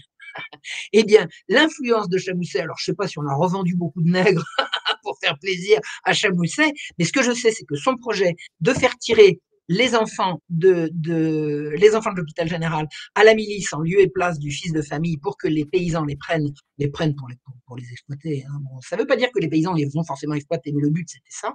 C'était pour augmenter les revenus de la terre, il fallait bien des bras. Je sais que ça a été suivi des faits parce que Choiseul l'a immédiatement fait appliquer. Immédiatement fait appliquer. Ça, je l'ai vu passer. J'ai vu passer, alors je n'ai pas les dates en tête, mais le texte de Chamousset, la décision de Choiseul, et ensuite, bim, c'est parti dans les campagnes, et ça s'est fait comme ça. C'est intéressant, hein. Donc ça, c'est encore les Lumières. Alors, Chamousset, l'autre là, Quesnay, celui qui a inventé le physiocrate, qui a inventé que tout le monde allait s'enrichir si on laissait circuler les blés. Vous savez comment il a fait, Chamousset? Il expliquait que le blé, il circulait comme le sang dans l'organisme. Alors il avait fait. Mais c'est des rêveurs, ces mecs-là. C'est incroyable. C'était l'équivalent des intellectuels d'aujourd'hui. Il y a des gens qui les payent par derrière pour faire avancer les choses, et ils ont quasiment quartier libre pour inventer ce qu'ils veulent. Et ce qu'il fallait, c'était séduire le roi et obtenir du roi qu'il prenne les bonnes décisions. La première décision, ça a été de supprimer les jésuites, parce que là, avec les jésuites, ils n'auraient pas pu faire ça, parce que les jésuites veillaient au grain. Et ensuite, supprimer les corporations, supprimer la police des grains, et tutti quanti, et accepter qu'un jugement souverain d'une cour souveraine de province soit traîné dans la boue, comme ça l'a été par les campagnes de calomnie de Voltaire. On sent que la royauté est à bout de souffle. Elle se défend plus. Ça va plus. Le roi est trop mal entouré. Maintenant, si le roi est mal entouré, c'est parce qu'il veut bien. Hein. Je ne défends pas le roi, là. J'essaie de remettre les pendules à l'heure. C'est pas forcément sur lui que je tire en particulier, parce que ces gens des Lumières étaient odieux, et je pense pas que le roi l'était particulièrement. Mais le roi était entouré d'une bande de margolins, et ça passe par le lit de la maîtresse. En plus, bon, le roi, elle a cessé au bout d'un moment de pouvoir opérer, parce que le roi qui lui était infidèle lui avait filé une sale maladie. Donc elle s'est chargée elle-même de remplir la couche, et les gamines qu'elle a mises dans sa couche, elles n'avaient pas toute l'âge, hein, si vous voyez ce que je veux dire. Donc quand vous avez un roi qui est susceptible de faire l'objet d'un chantage à la révélation de ses mœurs, pas catholique du tout, ben il fait ce qu'on lui dit. Et c'est ça la déchéance de la royauté. C'est ça la déchéance de la royauté. C'est ça qui prépare la révolution. Et le siècle des Lumières, c'est ça.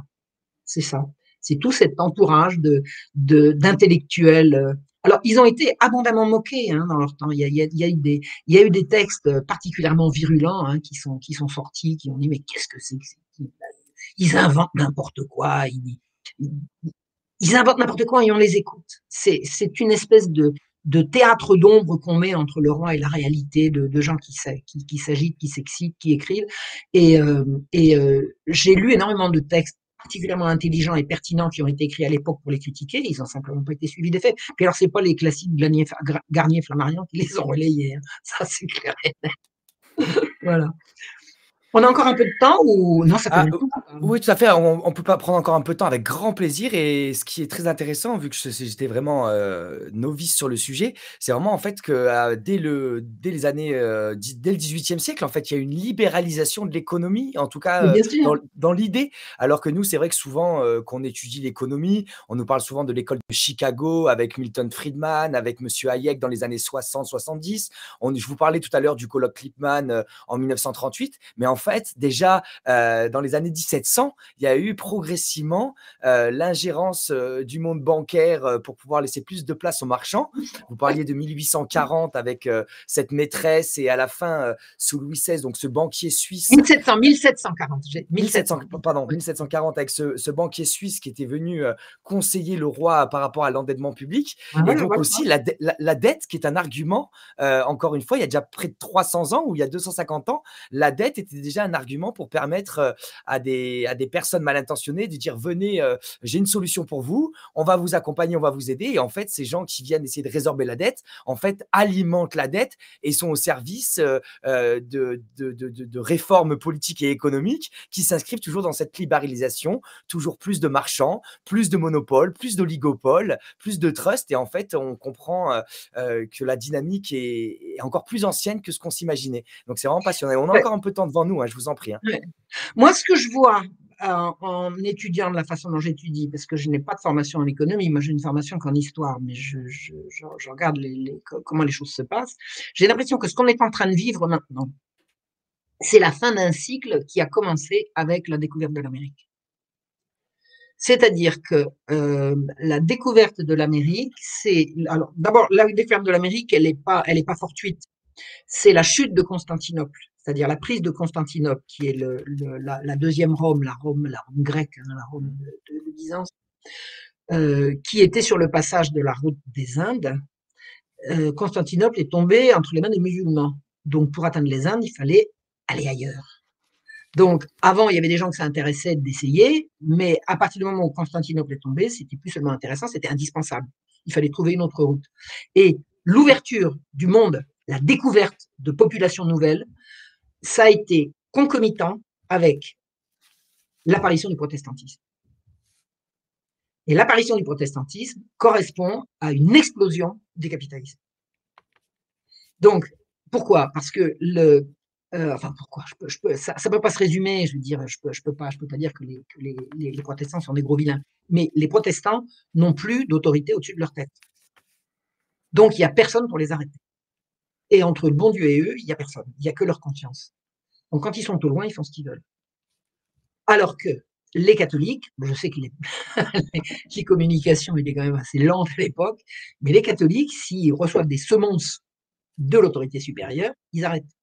Et notamment sur les atrocités commises sur les populations autochtones en Amérique, vous avez Las Casas, vous avez des gens absolument étonnants, vous avez les jésuites notamment au Paraguay qui ont fait des travaux magnifiques, qui ont fait des œuvres magnifiques. Et la montée du capitalisme, et la montée du protestantisme, ça va avec, et la baisse d'influence de la religion catholique, de l'Église catholique, ça va avec. Et à l'heure actuelle, bon, l'Église, elle est complètement, enfin, je ne dis pas qu'elle est morte, je ne le pense pas. Enfin, il ne reste pas grand-chose. On a un pape qui valide le pass vaccinal, l'immigration, le nouvel ordre mondial. Enfin bon, on peut croire que ces gens-là ont gagné. En tout cas, nous sommes sur la fin d'un cycle qui a commencé effectivement au XVe siècle et, qui est en bout de course maintenant. Alors, ce qui va en sortir, je ne sais pas, mais il y a effectivement une logique dans cette montée du capitalisme avec régulièrement des vagues de réformes qui vont toutes dans le même sens. Plus de capital et moins de biens communs. C'est l'argent qui monte. C'est la montée inexorable des puissances d'argent. Ce qu'on appelle le règne de Mammon. Mammon, hein. Donc le cycle qu'on est en train de voir arriver à son terme, parce que je pense qu'on est au terme de quelque chose là, ça me semble incontestable, surtout depuis 2 semaines à peu près, hein. On a l'impression qu'il y a des choses, il y a des barrages qui viennent de se mettre et que la bête va cesser d'avancer là. On ne sait pas si elle va vraiment reculer, mais en tout cas déjà, elle a essayé de faire un pas de plus et elle n'a pas pu. Elle a pas pu. Et ce mouvement-là, il a commencé il y a 5 siècles. Donc effectivement, la libéralisation, elle se fait par vagues successives. Et il y a eu une libéralisation qui s'est faite également à l'époque. Et cette époque rappelle aussi, des dates, hein, qui sont citées par Valérie Bugeaud, qui a étudié aussi énormément, tout ce qui s'est passé en Angleterre, hein, dans ce monde, qui a commencé à s'étendre avec la route des Indes, avec les marchands, le la réforme, du droit anglais, avec la séparation de l'Église, où c'était le roi qui allait nommer, le numéro un de l'Église en Angleterre, et cetera. Et C'est ça donc, le protestantisme, c'est ça mmh, le protestantisme, c'est la maîtrise de la religion par le politique. d'accord. Alors que, alors que le catholicisme, c'est de dire non, on rend à César ce qui est à César. Vous savez, la laïcité, c'est un principe catholique. La laïcité, c'est-à-dire, Jésus a dit rendez à César ce qui est à César et à Dieu ce qui est à Dieu. On ne mélange pas. On ne mélange pas. Et le protestantisme dit cuius regio eius religio. À chaque dirigeant, sa religion. On obéit à son prince. Si le prince dit on supprime les fêtes, on supprime les fêtes. Alors que là, en pays catholique, si le prince dit vous avez trop de fêtes, le pape il a dit non, non, il n'y a pas trop de fêtes. Non, c'est pas vos oignons. Ça, c'est pas vos oignons. Occupez-vous de vos oignons et laissez-nous les nôtres. Donc le protestantisme, et ça, l'analyse de Valérie, elle est tout à fait pertinente là-dessus. Hein. Et Valérie est tellement pertinente sur tellement de trucs, je me permets de la saluer au passage. Mais c'est vrai que les, le- les règles, les règles de fonctionnement de la société, à partir du moment où il n'y a plus l'autorité supérieure en matière religieuse, sont toutes entre les mains du prince. Et le prince, s'il a personne pour l'arrêter, s'il a personne pour l'arrêter, qui va défendre le peuple? Qui va défendre le peuple? Et le roi, c'est pareil. Le roi de France, il est sacré. C'est indissociable de la religion catholique. C'est indissociable. S'il n'y a plus de roi, si on a un roi constitutionnel, il va obéir à la Constitution. La Constitution, c'est quoi? C'est la constitutionnalisation de l'économie de marché. Ça n'a pas loupé. Hein. La Révolution française, on en reparlera, mais ça n'a pas loupé. Elle a constitutionnalisé l'économie de marché tout de suite. Ensuite, elle est allée voir les prêtres en leur disant maintenant, vous allez jurer fidélité à la Constitution. Les prêtres, ils ont dit quoi? Jurer fidélité, jurer quoi? Comme citoyen, bien sûr, on respecte la Constitution, mais comme prêtre, on obéit au pape. On n'obéit pas à la Constitution de l'économie de marché. Et les massacres, et les massacres, et les mensonges. Oh là là là là, moi quand j'étais au lycée, on me faisait croire que les prêtres, ils voulaient pas obéir à la loi. Bah voyons, bah voyons, bah voyons. On y reviendra hein, sur la Révolution, c'est autre Tout à chose. fait. Donc, Et ce que d'ailleurs, dit Valérie, c'est tout à fait pertinent. mmh, Le remplacement de l'ancien droit par c'est le prince. Et alors, c'est le prince qui va tout dire, mais le prince, il est entre les mains de ceux qui financent. Et c'était déjà le cas, je vous ai expliqué, avec le problème de la dette, ça sera le cas tout le temps. mmh. Le prince, c'est pas lui qui possède le pays. Celui qui possède le pays, c'est les banques, c'est Et les c'est vrai financiers. et c'est vrai qu'aujourd'hui, quand on parle, d'économie de marché, de libéralisme, ça paraît assez universel, hein. C'est un dogme qui est difficilement critiquable. Voilà, libéralisme, avec la racine liberté, mais en fait, c'est simplement une liberté, de marchander, une liberté de se déplacer et surtout la liberté des capitaux, d'aller faire du capital où ils le veulent. Mais on l'a bien vu C'est au la cours des liberté du dernières renard dans années. le, c'est la liberté du renard dans le poulailler. Est-ce que le Tout à fait. renard est libre dans le poulailler libre? Bien sûr Mmh. qu'il est libre dans le poulailler libre. Je vais Quand on vous voit expliquer un aujourd'hui, truc. je Je vous vais en prie. expliquer un truc très très clair. Je vais expliquer un truc très très clair. Alors, là, il faut savoir. Et vous aviez un partisan déchaîné du libéralisme, c'est un certain Turgot, qui a été ministre de Louis XVI. Et lui, il a refait. Alors lui, il a eu droit à la guerre des farines. Hein. Première expérience 1763, deuxième 1774 et la troisième, c'est plus d'expérience. Là, on grave dans le marbre. Quand Turgot arrive, il libéralise, il lève toutes les entraves.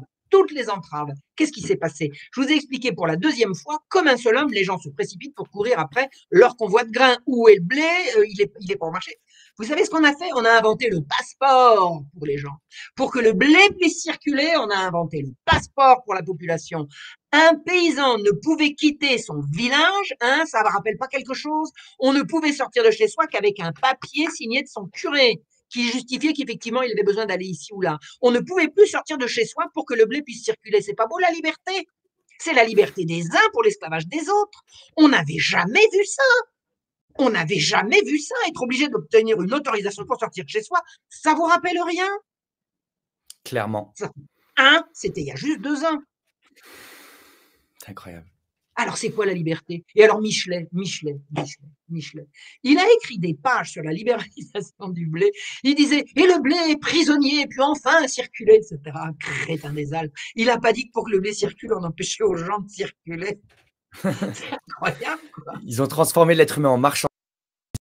On le voit bien aujourd'hui, hein, même les corps, malheureusement. Je ne vais pas faire Ouais, toute la liste, de la ouais. démarche, mais le Bah transhumanisme oui, aussi bien sûr. s'inscrit dans cette marchandisation des corps où, Mais aujourd'hui c'est tout la est fin possible. d'un cycle. C'est la fin d'un cycle, hein. C'est l'aboutissement d'une logique qui prend corps à ce moment-là. D'ailleurs, elle n'a pas été inventée à ce moment-là, mais elle a commencé véritablement à fourbir ses armes pour réussir. Et année après année, dans les 4 siècles qui nous séparent de 4 ou 5. La chute de Constantinople, on dit c'est C donc 1453, 5, 5, ça fait 5 siècles. 5. Étape par étape, c'est toujours dans la même direction que ça va. Et Tout à là, fait. toc, on dirait que le système a, ah, OK, a, comme qui dirait, un Un bug? grain de sable dans le rouage là. Mmh. Il y a un beau bug. C'était plus Mais, un bug, oui. Un bug. Mais ça fait penser à souvent on a l'impression que c'est incohérent en fait, c'est Denis Kessler qui est un ancien, numéro 1 du MEDEF qui expliquait dans une tribune, en 99 dans Le Monde, qu'on fait des réformes, petite pièce par petite pièce, petit bout par petit bout qui donne l'impression d'une incohérence. Mais en fait, si on regarde à l'échelle de plusieurs décennies, c'est très cohérent. Et là, en Très, revenant dans l'histoire, évidemment, on va plus qu'à l'échelle des décennies, on remonte à l'échelle des siècles et on se rend compte ouais. qu'en fait, c'est vraiment u une histoire et il y a une cohérence globale dans Mais oui, la marchandisation du monde, dans la mais bien libéralisation sûr. du monde, dans la Ouais. destruction des nations, dans la destruction des cultures, dans la technocratie, dans la hiérarchie, dans la concentration des pouvoirs. On se rend compte voilà, que la dynamique et les idées de fond qui animent tout ça, comme le darwinisme social ou le libéralisme, sont vraiment des idéologies qui sont dans les élites, enfin même pas les élites, mais dans les gens qui sont influents dans nos époques et qui malheureusement ont construit un monde qui n'est pas forcément, même pas du tout selon moi, à l'image de ce qu'est le monde. Bah, de toute façon, ils ont construit. Il faut voir une chose, ça m'a frappé hein, quand j'ai découvert tout ça. C'est un système qui fonctionne par le mensonge. Mmh. Donc, on ne peut pas défendre un système qui se. Si ces gens avaient raison, admettons qu'ils aient raison, pourquoi mentent-ils? Mmh. Très Pourquoi bonne question. mentent-ils? Mmh. Il n'y a qu'à dire la vérité. Alors, on peut imaginer qu'ils mentent parce que les gens sont trop bêtes. Donc, on est obligé de leur mentir pour que ça marche. Ben, moi, je crois que les gens sont intelligents au contraire. Et que la preuve qu'ils sont intelligents, c'est que tu es obligé de leur mentir pour leur faire accepter des imbécilités. Moi, j'ai un truc, ça. Le peuple a toujours raison. Article 1, le peuple a toujours raison. Article 2, le peuple a toujours raison. Article 3, quand le peuple se trompe, c'est pas lui qui s'est trompé, c'est que on l'a trompé. Donc, c'est encore l'article 1 et 2 qui s'appliquent. C'est-à-dire, bon, je vois bien que les gens sont complètement tétanisés, qu'ils ont des réactions complètement hallucinantes. Je suis pas naïve, hein. Je suis pas en train de me dire que le peuple, ça va être le grand soir. C'est pas ça que je dis. Ce que je veux dire, c'est que le raisonnement sain d'une population donnée est tellement évident qu'on est obligé de lui mentir pour obtenir qu'il prenne des mauvaises décisions. C'est comme ça que ça marche. Et ces gens-là, les gens des Lumières, n'ont pas cessé de mentir. Ils n'ont pas cessé de mentir. Tout le temps. Tout le temps. Alors, le menteur en chef, Voltaire, enfin, vous vous rendez compte? Allez, mentez, mentez, mentez, mentez. On supprime les corporations en mentant. Il n'y a qu'à dire la vérité. Il n'y a qu'à dire la vérité. Nous, on veut Mais c'est supprimer les corporations parce qu'on voudrait que des. Alors, pour la petite histoire quand même, je l'ai déjà dit à différentes reprises, mais je vais y revenir parce que c'est important. Quand Turgot parce qu'il a resupprimé les corporations et resupprimé la police des grains, ça a été une fois, deux fois, trois fois. La troisième fois, je vous ai expliqué, c'était la Révolution. Il y a des gens qui sont venus le voir et disent, Monsieur le ministre, s'il vous plaît, vous supprimez les corporations, c'est-à-dire que vous supprimez le salaire garanti. Il n'y a plus de corporation, il y a plus de revenus garantis, il n'y a plus de salaire garanti. Hein, et vous laissez filer le prix du blé comment vont faire les pères de famille pour nourrir leurs enfants. La question est bien posée. Réponse, il n'y a qu'à faire travailler les enfants. oh non. Et ça a commencé là. Ça a commencé là. Le travail des enfants a été a été proposé par Turgot en mai 1775. 1er ou 2 mai 1775. J'ai le texte. J'ai le texte. Il n'y a qu'à faire travailler les enfants et les femmes. Bah oui, les femmes. Alors les femmes qui sont au sein, qu'est-ce qu'elles vont faire? Elles vont mettre leur enfant à la poubelle et puis elles vont nourrir l'enfant d'un autre. Parce qu'au début, une femme, elle va nourrir le sien plus un autre. D'accord? Elle va se faire un complément de revenu parce que le lait, plus on en prend, plus il en vient. Mais au bout d'un moment, on va les envoyer au loin. On va les envoyer au loin. Vous croyez qu'elle peut arriver, une femme, une nourrice, elle va arriver dans une famille avec son bébé? On lui dit, donc, alors lui, il va où? Il va où? Vous imaginez l'Holocauste? Mais non, mais l'horreur, l'horreur. Mais avant, le père de famille, il pourvoyait, il faisait vivre sa famille, il nourrissait sa femme et ses enfants. Ah bah non, il y a plus besoin de corporation. Si le maire ne peut pas pouvoir, il y a et dit c'est cette partie-là de la population qu'il faudra songer à employer et on lui disait pas les enfants, on lui disait les femmes et les enfants. Donc on a fait travailler des femmes. Alors il y avait des femmes qui travaillaient, il y avait des femmes incorporées, il y a toujours eu des femmes qui ont travaillé. Mais je veux dire, le statut de mère était absolument protégé et la mère, elle s'occupait de ses enfants. Eh ben, elle va plus pouvoir! Elle va plus pouvoir, elle a qu'à aller bosser à l'usine. Eh oui, soi-disant, ils nous Ah libèrent. l'horreur! Mais ce qui est encourageant quand même dans ce que vous nous dites, c'est qu'à la fois, c'est des sujets, sur lesquels, beh, on apprend des données historiques qu'on n'avait pas et à Ouais. force de mieux comprendre, tous ces enjeux historiques, géopolitiques, économiques, on se rend compte qu'il y a quand même un horizon commun qu'on va pouvoir construire à l'échelle populaire. C'est vraiment la C'est clair, souveraineté populaire, une c'est clair. souveraineté, individuelle et collective. Certains parlent de démocratie, c'est un mot qui peut des fois être débattu ou critiqué, mais en tout cas, voilà, la souveraineté populaire, je pense que ça unit en fait tous les penseurs, tous les citoyens qui sont conscients du Mmh. nombre de mensonges qui se sont cumulés au Ouais, cours de ouais, l'histoire. ouais, Et ouais. aujourd'hui, on vit dans un mensonge total. Ils parlent même de post-vérité pour dénoncer les médias indépendants qui dénoncent les mensonges des dominants. Mais au contraire, la post-vérité, c'est eux qui la créent, où ils déforment le réel et créent Mmh. une réalité qui n'est pas réelle à Une travers fausse réalité, oui, ça l'absolu s'appelle un gaspillage. mensonge. Ouais. Ouais, vraiment le mensonge. Oh, c'est monstrueux, c'est monstrueux. C'est monstrueux, mais on en voit le bout, hein, on en voit le bout. Moi, je pense que internet a été créé pour nous asservir et internet nous libère, quoi. Moi, je pense que si aujourd'hui ils coupent tout internet, le boulot est fait. On arrivera à se retrouver quand même. Je dis pas que c'est bien, hein. Je dis pas que c'est bien, j'espère pas, parce que l'internet, je m'en sers tout le temps. J'aurais jamais fait toutes ces recherches s'il avait fallu que je coure en bibliothèque alors que je pouvais le faire en cliquant sur Gallica. Gallica, c'est le site de la Bibliothèque nationale qui met en ligne de plus en plus de bouquins, c'est extraordinaire. Avant, j'étais obligée de faire l'aller-retour à Paris pour aller chercher un bouquin. Maintenant, je les ai dans mon disque dur, j'en ai des centaines. J'y fais référence, j'ai un super moteur de recherche, je fais référence à chercher un mot-clé et tout. Je trouve des quantités de trucs. C'est extraordinaire, Internet. Et il paraît que ça a été inventé pour nous asservir. Eh ben, c'est raté. C'est raté, C'est c'est manqué, c'est manqué. Merci beaucoup. Moi, je suis aussi, confiant comme vous. De toute façon, c'est important d'avoir l'espérance. C'est Oui, aussi un oui, message qu'on partage sur le front médiatique, parce que vivre oui. sans espoir, c'est, déjà être mort. Donc, je me C'est ça permets qu'ils veulent. C'est ça qu'ils veulent. Ils veulent nous désespérer. ils veulent nous convaincre aussi de notre impuissance, mais non, nous Ouais. avons une puissance populaire. Je vais vous expliquer ce qu'a dit Turgot. Il a dit: il faut que les gens sachent qu'on ne reviendra pas en arrière».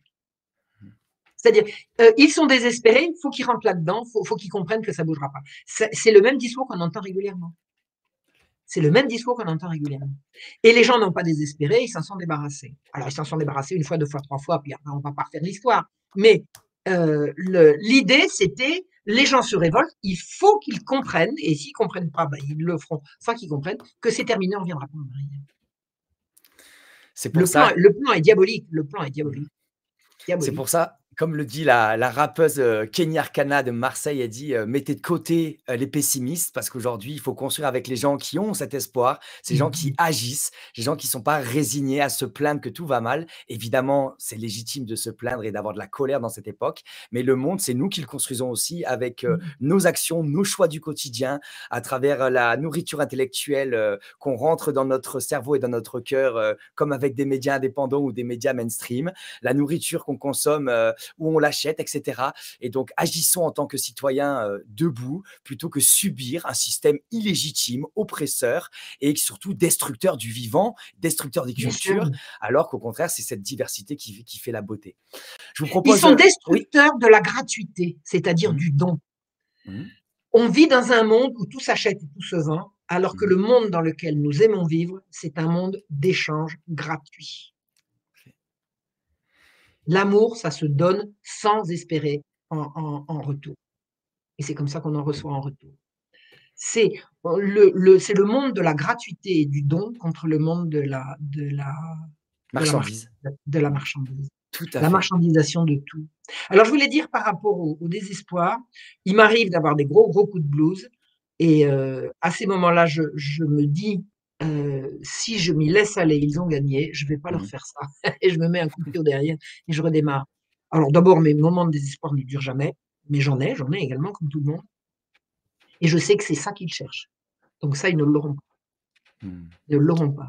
Je vous interdis de désespérer, vous m'entendez? Je vous interdis de désespérer. Alors Merci quand vous êtes beaucoup. désespéré, roulez-vous en boule et attendez que la crise vous passe.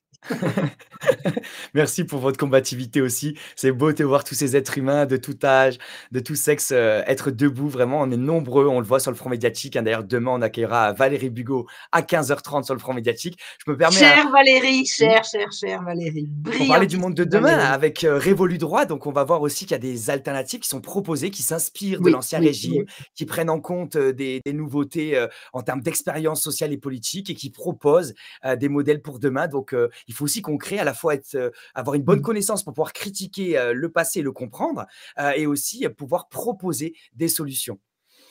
Je vous propose un bref résumé de notre échange de cet après-midi. C'était vraiment passionnant, hein. Personnellement, je connaissais très peu le sujet. Je me suis régalé. Donc, c'était du siècle des Lumières ou libéralisme économique.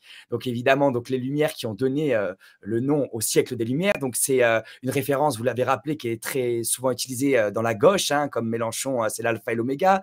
Vous nous avez rappelé aussi que les Lumières sont très liées au mouvement de l'encyclopédie. Absolument. Et donc, c'était dans les années, à la fin des années 1740, hein, avec ce Voilà. dictionnaire qui recense les connaissances. Vous n'avez pas parlé de la Pompadour, hein, qui invite les encyclopédistes à Versailles, le roi qui d'entêté qui doit trouver une solution et les Lumières qui vont lui apporter sur un plateau. Mais c'est un poison, enfin un cadeau empoisonné. Et donc, ils veulent se séparer de la superstition et il faut libéraliser le Voilà. monde. Voilà, avec deux nouvelles idées clés que j'ai appris grâce à vous aujourd'hui. Je vous remercie, Marion. C'est le laisser-faire et le laisser-passer. Voilà, donc le laisser-faire qui va permettre, pour résumer, de supprimer les corporations, hein, où le travail va devenir une marchandise, alors que les corporations apportaient beaucoup de confort, des salaires minimums, du chômage, enfin, pour les accidents de travail. Enfin voilà, il y avait tout un système de solidarité. Et donc, pour les corporations, vous avez conseillé l'historien Stephen Kaplan, américain, qui a écrit un gros ouvrage sur le sujet. Et sur le laisser-passer, ben, c'est supprimer les entraves au commerce des grains avec donc la police des grains qui a été aussi au cœur de notre échange, quelque chose que je ne connaissais pas et qui pourtant a beaucoup de conséquences en fait sur l'organisation de la création de richesses, ou là en tout cas de richesses alimentaires pour nourrir le peuple, et qui vont être repris par la main des marchands et qui vont permettre la spéculation, toutes les dérives, et un peuple aussi progressivement affamé avec l'augmentation des prix et des soulèvements partout dans le royaume, et donc qui vont à plusieurs reprises, à trois reprises, en 1763, à quelques années près, en 75, puis en 89, revenir trois fois à la charge, hein. C'est comme la Z de Notre-Dame-des-Landes, hein. Pendant 40 ans, ils ont essayé, rien à la charge. Voilà. Et donc, les Lumières, c'est aussi des campagnes odieuses. Vous nous avez rappelé l'exemple clé, symbolique, l'affaire Calas avec Voltaire, hein, par rapport à cet assassinat à Toulouse, dans la famille Calas. Vous nous avez rappelé aussi des personnages clés, hein, comme Beccaria ou Beccaria. Chamousset, tout à fait, qui sont très importants.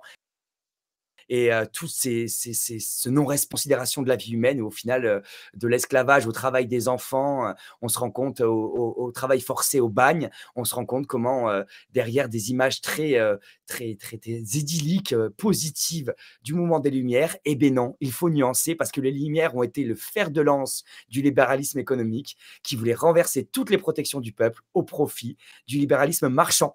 Et donc, il y a longtemps, Et voilà. certains ont tenté de virer les marchands du temple. Et bien malheureusement, 2000 ans plus tard, et bien, on a encore du pain sur la planche et donc on Oui, recrute. La résistance recrute. Si vous voulez vous aussi construire une société plus juste, plus fraternelle, plus égalitaire, respectueuse du vivant, et bien sachez que la résistance recrute. Il n'y a pas de chômage chez nous. Merci beaucoup. Je vous laisse un petit mot de la fin, Marion. C'est un grand bonheur de vous accueillir et je vous laisse un petit mot de la fin. attendez, je pousse mon chat qui est en train, voilà. Mon chat vient d'envisager de passer devant la caméra. Pousse-toi, Minou. Pousse-toi, Minou. Allez, voilà. Hop. On m'a posé la question, j'ai regardé sur le chat, comment s'appelle mon livre sur la défense de la destruction de la famille? C'est les droits sexuels. Les droits sexuels, voilà. ou la destruction programmée de l'enfance et de la famille, c'est aux éditions Sigest. Le mot de la fin, c'est que, je sais pas, j'ai l'impression d'avoir déjà dit plusieurs fois ces choses-là. Est-ce qu'il faut que je recommence à chaque fois et que je redise les mêmes choses? Oui, je crois il faut enfoncer le clou. Il y a probablement des gens qui n'ont pas écouté les fois précédentes. De toute façon, je dis ça parce que je crains de lasser le public, mais si vous continuez de m'inviter pour vous raconter ces choses-là et encore dans le détail, ce sera toujours, toujours, toujours avec plaisir. Vous savez, ça fait 20 ans maintenant que je fais de l'histoire, ça fait 20 ans. J'ai commencé à l'âge de 50 ans, 51 ans, j'en ai 71 et je n'ai pas l'intention de m'arrêter. Je pense que j'arrêterai de faire de l'histoire à mon dernier souffle. Voilà. Donc là, en ce moment, je travaille sur l'histoire des Jésuites. Ça croise, ça se croise, ça se croise. On croise les mêmes personnages et les mêmes mensonges et voilà. Et merci, merci de votre accueil, merci des petits messages de gentillesse là que je vois sur le côté. Vous êtes merveilleux. Vous savez, je me nourris de ça. Je me nourris de ça. J'ai pas gagné d'argent avec la dissidence, mais j'ai gagné beaucoup plus. Tout à fait. J'ai gagné beaucoup.